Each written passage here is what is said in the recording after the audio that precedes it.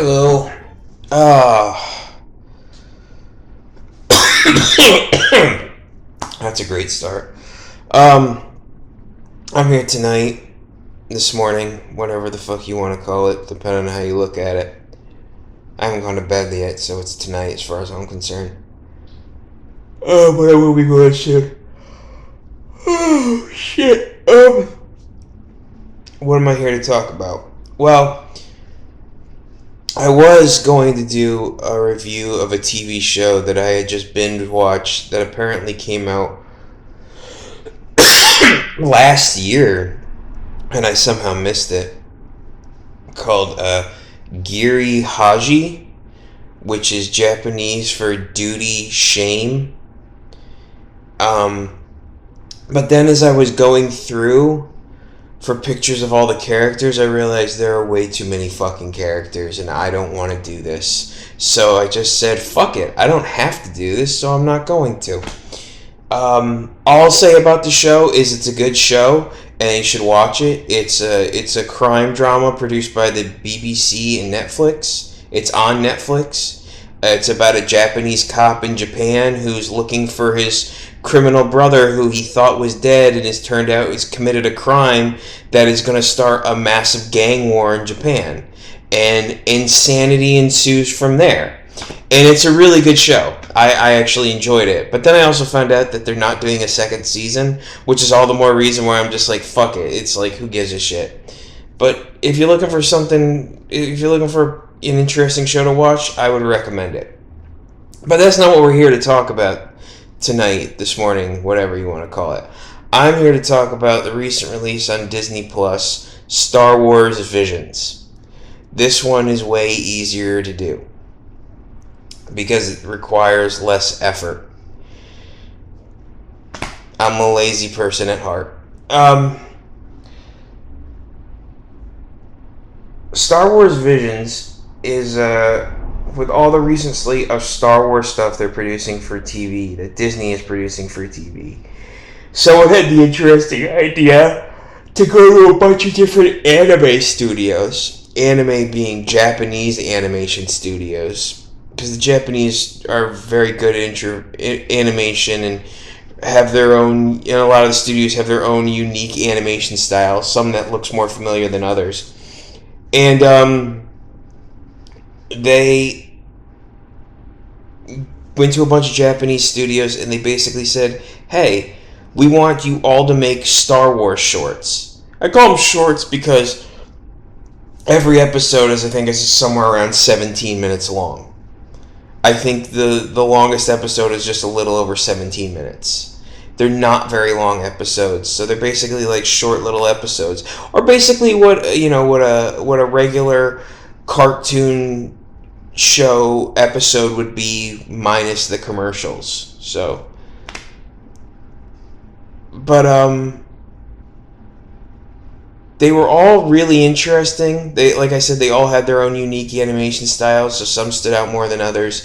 But really, like story-wise, I really think that every one of these could have been the pilot of its own individual show. Once again, some are better than others, but still, I think everyone could like stand on its own. They all had one thing in common in that they didn't really delve much out of the world of the Jedi. But that makes sense, the Jedi kind of lend itself to the samurai culture, what with, like the lightsabers and many being lone warriors and stuff like that. But, they did some interesting stuff with it that I really enjoyed. So, there were 9 episodes in total. Like, they total up less to, I think, probably about, 2 hours worth of television in total, so you can go through them pretty quickly. What were they exactly? Well, it's kind of like an anthology series because no 2 episodes are about the same thing, other than the subject matter of it being the Star Wars universe, and most of them being about, and they're all somehow deal with Jedi. The first one was called The Duel. Now, The Duel stood out because it had the most interesting animation style to me, at least in my opinion. It's basically just a story about, as the name suggests, a duel between two Sith. one of the guys is like a lone warrior, kind of looks like a samurai, and you think he's going to be a Jedi because he seems to be very focused on this group of bandits that are led by a Sith. But then you find out that he too is a Sith, and that he's hunting other Sith and like collecting their. You just find out he's hunting other Sith. That's basically what the ending implies. So you're not sure if he's a good guy or a bad guy. The next one is Tatooine Rhapsody, which is a weird one because it's something that's not dealt with in the Star Wars universe a lot, and that's like the arts. Like, in this world, is there an art scene? Are there like artists of any kind? Are there actors? Are there comedians? Or in this case of this episode, are there musicians? Because this is a story about a band that's headlined by a former Jedi Padawan who managed to escape the culling during the it seems like during the Empire's initial rise. So now he's given up being a Jedi and has just decided to delve into being the lead singer of this band. And, there's some issues arise with one of their bandmates, and it was almost a cutesy episode, especially with the animation style, but it worked. The next one is called The Twins.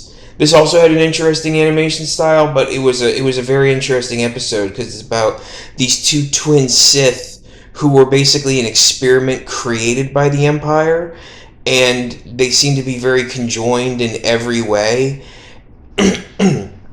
until one of them decides to rebel, while one of them is incredibly loyal, and then they have this massive battle as a result.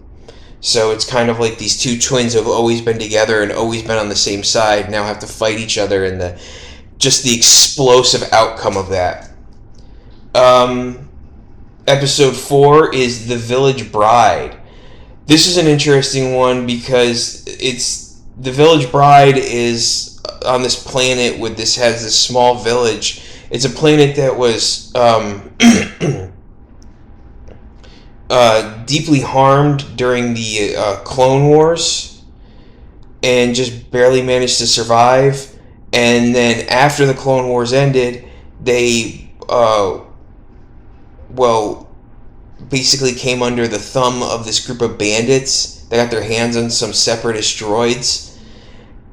And this girl who's getting married, she gets married the night before she has to go off and become a hostage to the bandits because she's the village leader's granddaughter.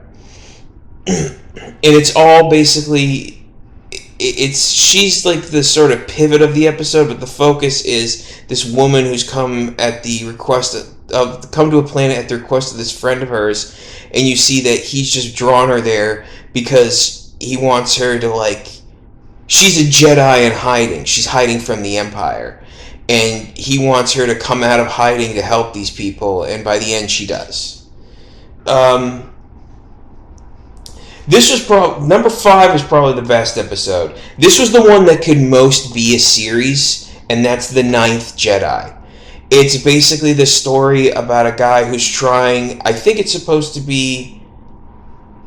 supposed to be after the prequel movies, but I don't know if it's supposed to be after the original series movies, but it's some guy trying to put together a new Jedi Order after the original one fell.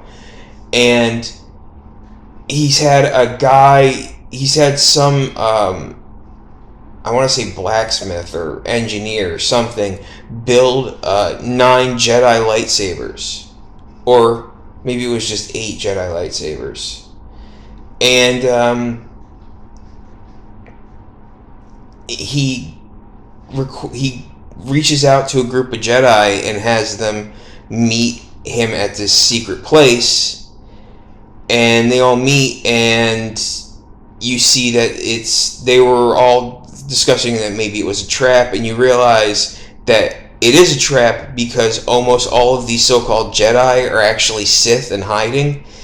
And when they get the lightsabers, it's revealed that, and the girl who it revolves around the girl who's this daughter. She's the daughter of the blacksmith who make the lightsabers, and the blacksmith himself gets kidnapped by Jedi hunters, and the girl reveals that she has a connection to the Force, and she herself is a Jedi, and they manage to defeat the Sith, but those who remain, who actually are Jedi, look like they're going to form some new Jedi Order. So this could actually be a show. The Ninth Jedi could actually, because it seemed like the pilot episode for a show, more than any of these others.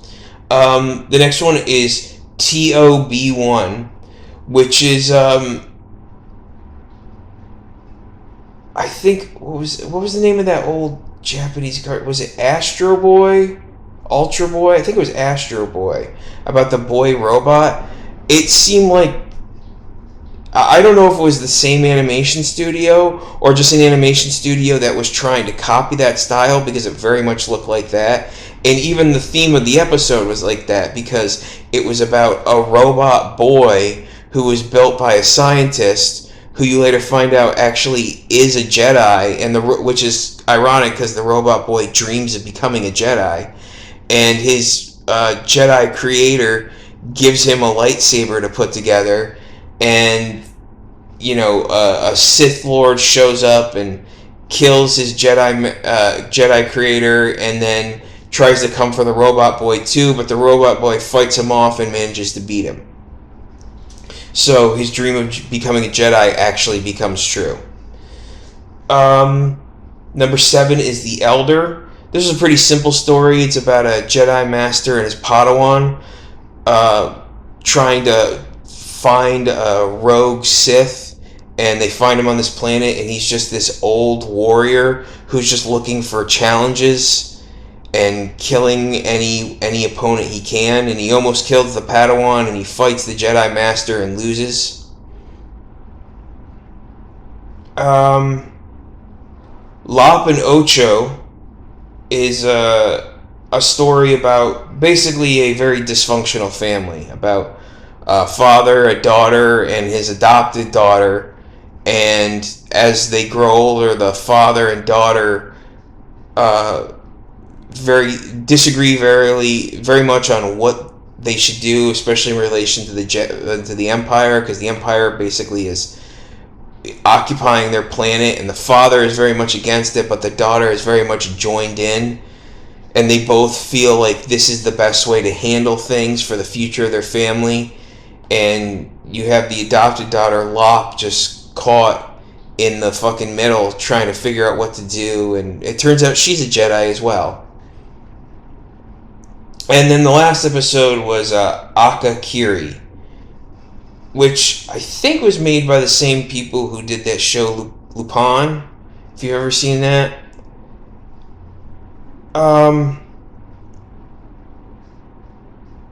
Or Lupin the Third, I think it's called. It certainly looked like that. It's about a Jedi who goes to help this princess he was in love with after her planet has been taken over by the Empire and the Sith, and he keeps that's the face value version of why he goes to help her, but the real version is he keeps having this vision of someone dying in front of him, and he's afraid it's her, and he's warned by his master, don't go, or some elder Jedi, don't go, because they're afraid that he'll fall victim to the dark side if he does.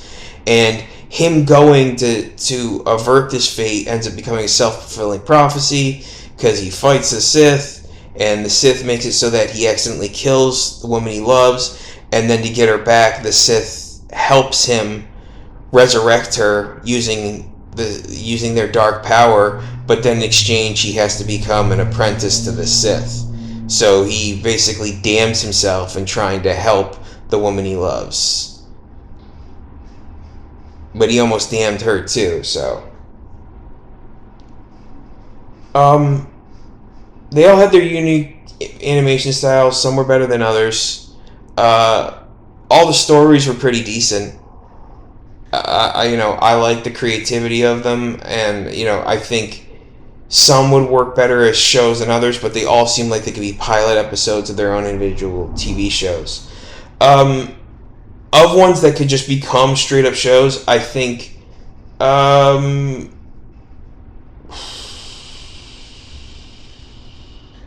I think the Ninth Jedi, the Twins, and the Duel are the ones that have the best chance of becoming just independent TV shows. Or maybe more than the Duel, maybe TOB1. That one could maybe have been a setup for a show. But I think the Duel could too.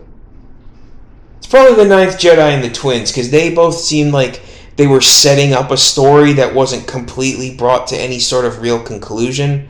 Like there was still more, like you could, like at the end you could feel like there's got to be more story to tell here.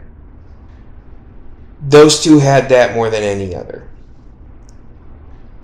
But they were all really good. They were all excellent. They were all well made. It's great to see all these Star Wars shows that are really passion projects by people who really love this stuff, who people love the subject matter and love working on it.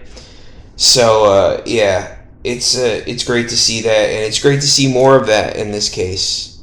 And I hope they do it more. I hope that they I hope that Disney works with some of these studios and is like, hey, we'd like to see more of that show. We'd like to, we'd like to see you do more with this if you want to.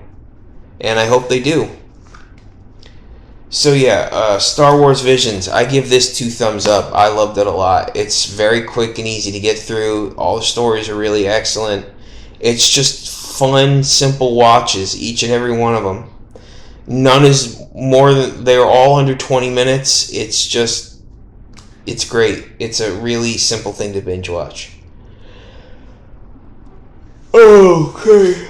Alright, good. I got through that quickly. Alright. That's it for me. Have a good night, folks.